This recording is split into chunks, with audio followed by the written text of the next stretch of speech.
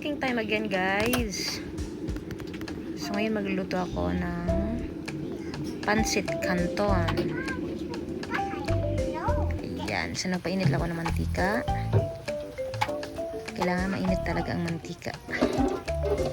Painitin lang natin. Tapos ilagyan na natin ang, syempre, ang garlic.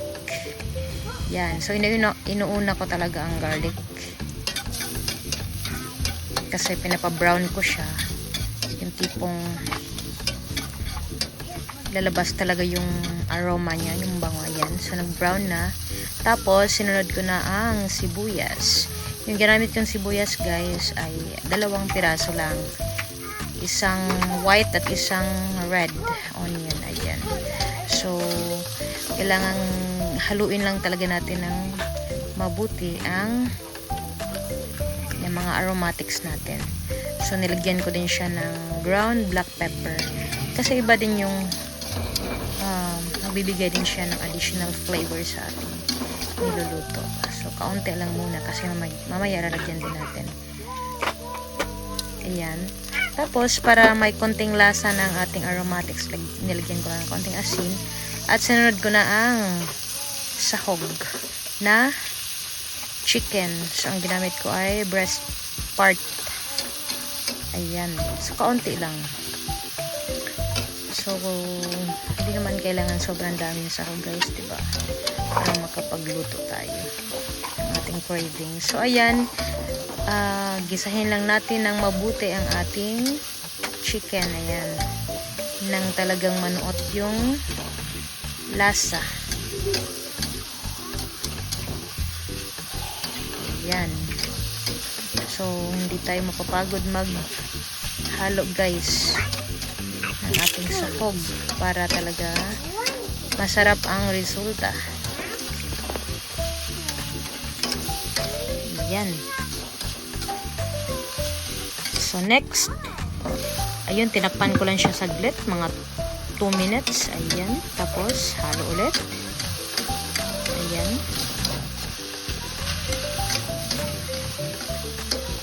Talagang maluto at balansi ang lasa. Ayan. Consistent ang ating paghahalo. So ito ay bacon. Konting bacon lang. Yung bacon na air fry ko na siya before ko siya hiniwa. So tinanggalan ko muna siya ng yung oil niya. So medyo luto ng bacon kaya mas huli ko siyang nilagay. Diba? So ayan, halo lang ng halo, hindi tayo mapapagod sa paghahalo. So dito soy sauce, 2 kutsara lang soy sauce at almost 1 tablespoon na oyster sauce. So pinaghalo ko na siya. Ayan, dagdag lasa ng ating pansit canton. So ayan, haluin pa din natin ng haluin ng mabuti para balanse ang lasa ng ating sahog. Ayan. So hindi talaga tayo makapagod sa paghahalo, guys. So ayan. At isunod na natin ang ating carrot at bell pepper. So sabayin na natin ang paglagay. So, isang pirasong carrot, 1 pirasong bell pepper lang. Ayan. So, masarap din kasi pag may gulay ang ating kahit anong ulam, masarap ang may gulay. At syempre, haluin din natin ng mabuti yan. Ayan.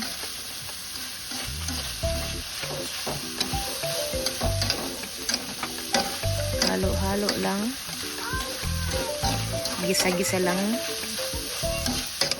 Ayan. Kasi masarap ang resulta niyan, guys. Medyo crunchy yung gulay.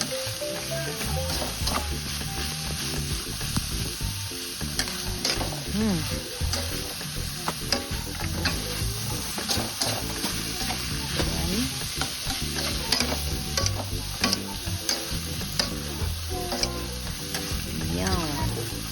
Halo lang ng Tapos, isunod na natin ang kaunting water lang para maluto ang ating pancit canton kasi isunod na natin ang ating pancit canton.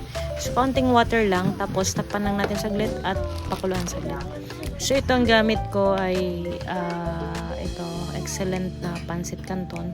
So, we always check kung hindi expire ang ating ginagamit na ingredients. So, ito 200 grams yun. So, ayan. At we make sure na talagang kumukulo na. Yan. So, saglit na pagpakulo lang yan. Yan. Kasi, ma-overcook din natin yung gulay. So, ayan.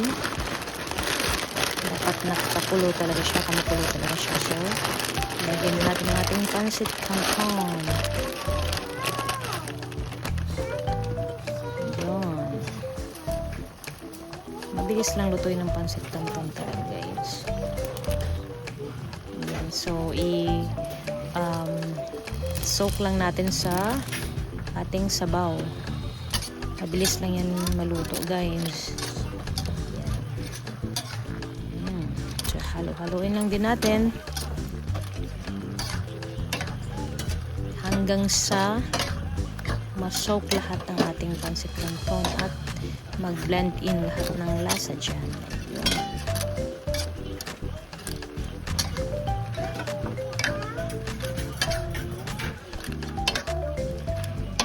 Mabilis lang talaga maluto. Yan. So, yan. Basa na. Nabasa na ang ating canton.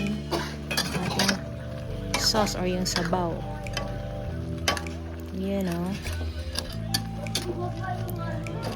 So, halo pa din tayo ng halo, guys. Hindi tayo mapapagod. So, ayan na. Tuluyan na nga na-soak ang ating pancit canton. So, ayan. Takpan ko lang saglit ng mga 2 minuto at yan ang itsura niya. So, nilagyan ko lang siya ng olive oil kasi mabango din yung olive oil, guys. Yan. Para medyo lumandika siya.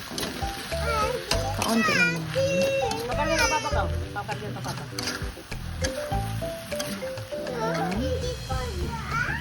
At isasunod na natin ang pinaka-last na ingredient. Siyempre, guys, masarap pag may gulay ang ating pancit canton. So, ito, stem ng petchay. Yun yung inuna ko. So, ito, mabilis lang maluto naman talaga itong gulay. So, saglit lang to ng pag nahalo. At maluluto na rin to. Masarap din kasi, guys, sa gulay pag yung crunchy siya. Yung hindi siya overcook. Yan. So, ayan. Saglit na paghahalo na lang, magluto na yan agad. We'll make sure lang na mahalo siya ng mabuti para ma-absorb din ng ating gulay ang lasa ng ating pancit canton. Mahalo din siya. So, syempre, salin natin ang dahon ng petsa. Yan, more gulay. Mas masarap.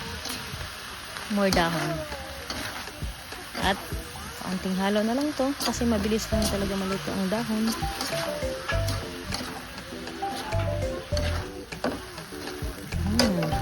Sarap.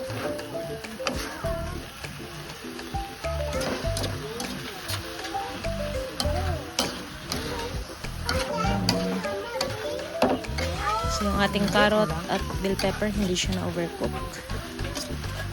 Yan. Sakto lang.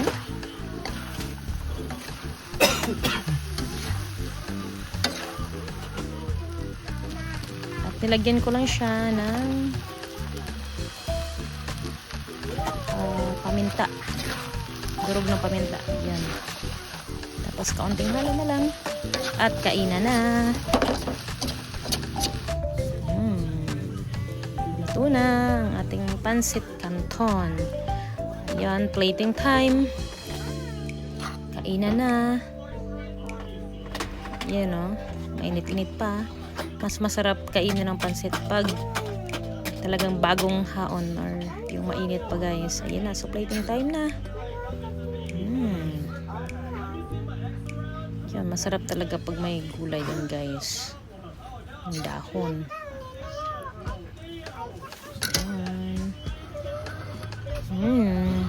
Sarap na.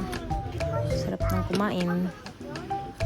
Ayan, so syempre, masarap yung pancit canton guys pag pinigaan natin ng kalamansi. Yan, so 2 kalamansi ang nilagay ko muna. Yan, tapos syempre halo natin yan. Tapos para lalong mas masarap, lagyan natin siya ng, para solve ang ating craving, lagyan natin siya ng boiled egg. At ayan na. Kainan na talaga guys. Yun. Can't wait na.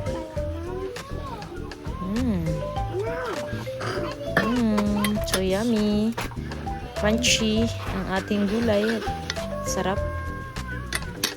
That's it guys.